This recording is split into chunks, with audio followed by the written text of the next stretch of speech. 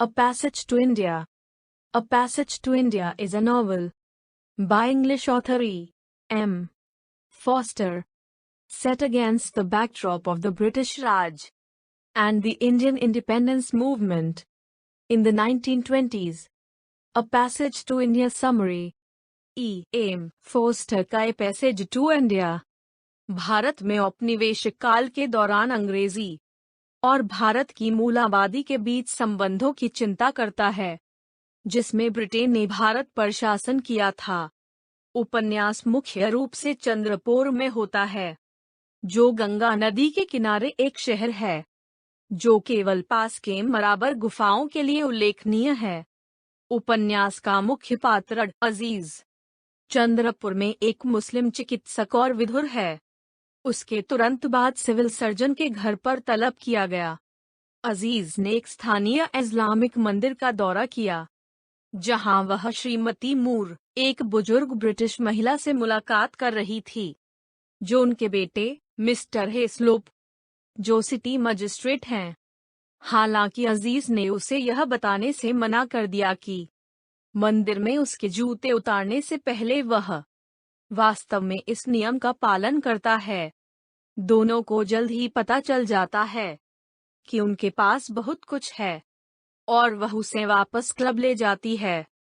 Club में वापस श्रीमती मूर अपने साथी एडेला क्वेस्टेड से मिलती है, जो संभवतः उसके बेटे से शादी करेगी। एडेला की शिकायत है कि उन्होंने भारत के कुछ भी नहीं देखा है, बल्कि विदेशों में अंग्रेजी रीति रिवाजों को दोहराया गया है। यद्यपि कुछ लोग भारतीयों के बारे में नस्लवादी बयान देते हैं, श्री टर्टन, कलेक्टर, एक ब्रिज पार्टी पूर्व और पश्चिम के बीच की खाई को पाटने के लिए होने का प्रस्ताव करता है। जब श्रीमती मूर अपने बेटे रोनी को अजीज के बारे में बताती है, तो वह उसे एक भारतीय के साथ जुड़ने के लिए फटकार लगाता है।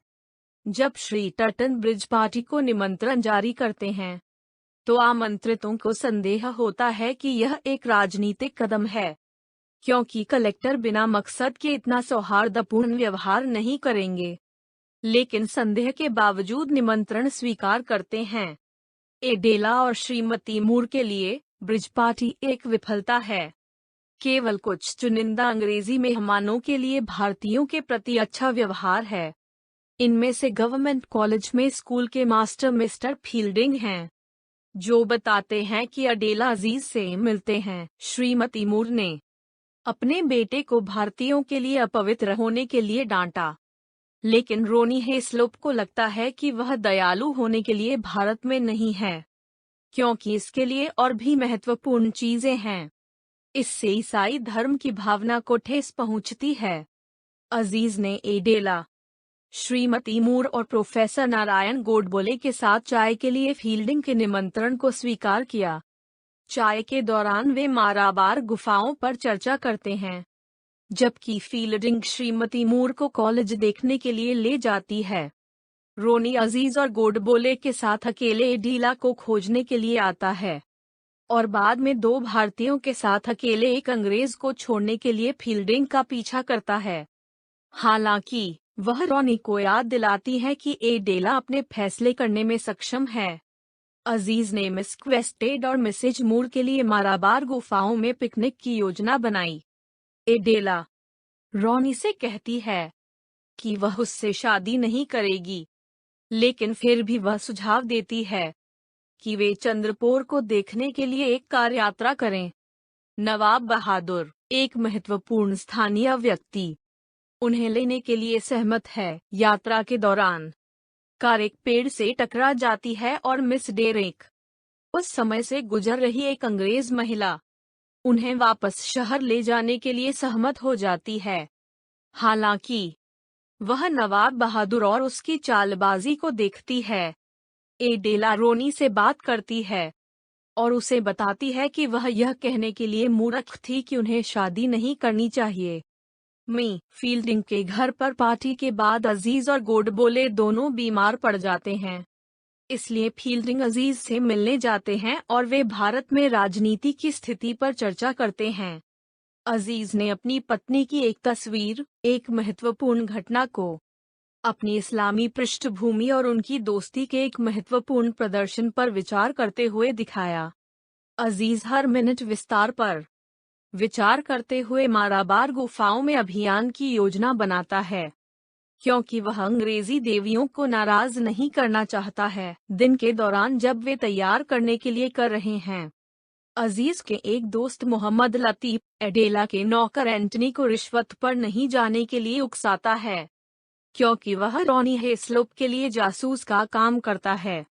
हालांकि अजीज, एडेला और मिसेज मूर समय पर ट्रेन स्टेशन पर आ जाते हैं, लेकिन फील्डिंग और गोडबोले की सुबह की प्रार्थना के कारण ट्रेन की याद आती है। एडेला और अजीज उसकी शादी की चर्चा करते हैं और उसे डर है कि वह ब्रिटिश अधिकारियों की अन्य पत्नियों की तरह एक संकीर्ण दिमाग वाला एंग्लो इंडियन बन जाएगा। जब वे गुफाओं तक पहुंचते हैं, तो उनमें से एक में एक अलग गूंज श्रीमती मूर को डरता है, जो फैसला करता है कि उसे तुरंत छोड़ देना चाहिए। प्रतिध्वनि उसे भयभीत करती है, क्योंकि इससे उसे यह आभास होता है कि ब्रह्मांड अव्यवस्थित है और उसका कोई क्रम नहीं है। अजीज और एडेला गुफाओं का पता लगाना जारी रखते हैं, और एडेला को पता चलता है कि वह रॉनी से प्यार नहीं करती है। हालांकि उसे नहीं लगता कि यह उसकी सगाई तोड़ने का पर्याप्त कारण है। एडेला अजीज को छोड़ देता है, जो धूम्रपान करने के लिए एक गुफा में जाता है, लेकिन जब वह बाहर निकलता है तो वह अपने गाइड को अकेला और सोता हुआ पाता है। अजीज एडेला को खोजता है, लेकिन केवल उसके टूटे हुए फील्ड ग्लास को ढूंढता है। अंत में वह फील्डिंग पाता है, जो मिस डेरेक की देखभाल में गुफा में पहुंचा, लेकिन उसे नहीं पता कि एडेला कहाँ है। जब समूह चंद्रपुर लौटता है, तो अजीज को एडेला के साथ हमला करने के लिए गिरफ्तार किया जाता है। क्षेत्र रक्षण प्रभारी के बारे में कलेक्टर से बात करता है और दावा करता है कि एडेला पागल है और अजीज निर्दोष होना चाहिए। कलेक्टर को लगता है कि यह अपरिहार्य है। आपदा हमेशा तब होती है जब अंग्रेजी और भारतीय सामाजिक रूप से बातचीत करते हैं। क्षेत्र रक्षण अनुरोध करता है कि वह एडेला को देखे, लेकिन पुलिस अधीक्षक मैकब्रीडे इस अनुरोध को अस्वीकार करते हैं। क्षेत्र रक्षण अजीज के वकील के रूप में कार्य करता है, इस तरह की बातों को समझाते हुए कि क्यों अजीज के पास फील्ड चश्मा होगा। अजीज अपने वकील अमित्रराव के रूप में काम करता है, जो एक हिंदू है जो कुख्यात ब्रिटिश विरोधी है। गोडबोले ने मध्य भारत में एक हाई स्कूल शुरू करने के लिए चंद्रपुर छोड़ दिया।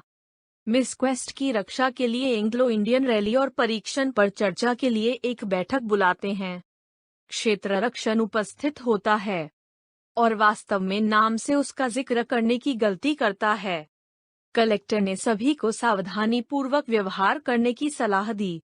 जब रॉनी प्रवेश करता है, तो क्षेत्र रक्षण सम्मान के संकेत के रूप में खड़ा नहीं होता है। श्री टर्टन माफी मांगता है, लेकिन फील्डिंग केवल क्लब से इस्तीफा देता है और दावा करता है कि अगर अजीज दोषी पाया जाता है, तो वह अपने पद से इस्तीफा दे देगा। एडिले मैकब्रायड के बंगले में रहता है, जहां पुरुष बहुत ज्यादा इज्जतदार और औरतें भी सहानुभूति रखती हैं।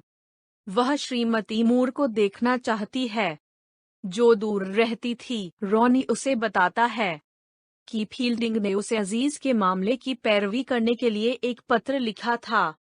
एडेला रॉनी को स्वीकार करती है कि उसने गलती की है और अजीज निर्दोष है। जब एडेला मिसेज मूर को देखती है, तो वह हतप्रभ और अलग हो जाती है। वह जानती है कि अजीज निर्दोष है और वह सीधे एडेला से कहता है, श्रीमती मूर भारत छोड़ने की इच्छा रखती हैं, और रोनी इस बात से सहमत हैं, क्योंकि वह कोई भी अच्छा काम नहीं कर रही है।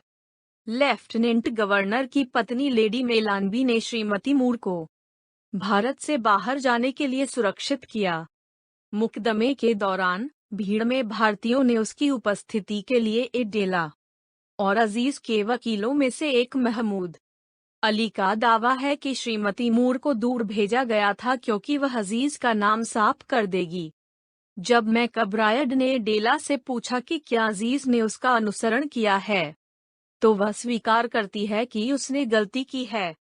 मेजर कॉलेंडर चिकित्सा आधार पर कार्यवाही को रोकने का प्रयास करता है, लेकिन श्रीदास, न्यायाधीश, अजीज को रिहा कर देते हैं। मुकदमे के बाद एडीला दंगा करने वाली महिलाओं के रूप में अकेले कोर्ट रूम छोड़ देती है। क्षेत्र रक्षण उसे पाता है और उसे उस कॉलेज में पहुंचाता है जहां वह सुरक्षित रहेगा। आपदा केवल तब होती है जब पन्नालाल, जो अभियोजन पक्ष की गवाही देने के लिए थे, सार्वजनिक रूप से अजीज से माफी मांगते हैं और अंग्रेजों द्वारा प्रताड़ित किए गए एक कैदी नूरदीन की रिहाई के बारे में बताते हैं। कॉलेज में फील्डिंग डेला से पूछती है कि वह अपना आरोप क्यों लगाएगी, लेकिन वह निश्चित जवाब नहीं दे सकती है। वह सुझाव देता है कि उसे गाइड द्वारा हमला किया गया था या मतिभ्रम था। एडेला को लगता है कि उसे एक मतिभ्रम था, क्योंकि वह सोचती है कि उसके पास शादी के प्रस्ताव की बानगी थी जब कोई नहीं था। फील्डिंग ने उसे चेतावनी दी कि अजीज बहुत कड़वा है। रोनिया आता है और उन्हें बताता है कि उसकी मां समुद्र में मर गई। अजीज के लिए एक विजय भोज के बाद वह और क्षेत्र रक्षण अपनी भविष्य की योजनाओं पर चर्चा करते हैं। क्षेत्र रक्षण ने अजीज पर आरोप लगाया कि वह एडेला पर मुकदमा न करे, क्योंकि यह उसे एक सज्जन व्यक्ति दिखाएगा। लेकिन अजीज का दावा है कि वह पूरी तरह से ब्रिटिश विरोधी है। क्षेत्र रक्षण ने अजीज को याद दिलाया कि एडेला ने किस क्षण बलिदान किया। अब उसके पास न तो अन्य अंग्रेजी अधिकारियों की सहायता है और न ही दोस्ती।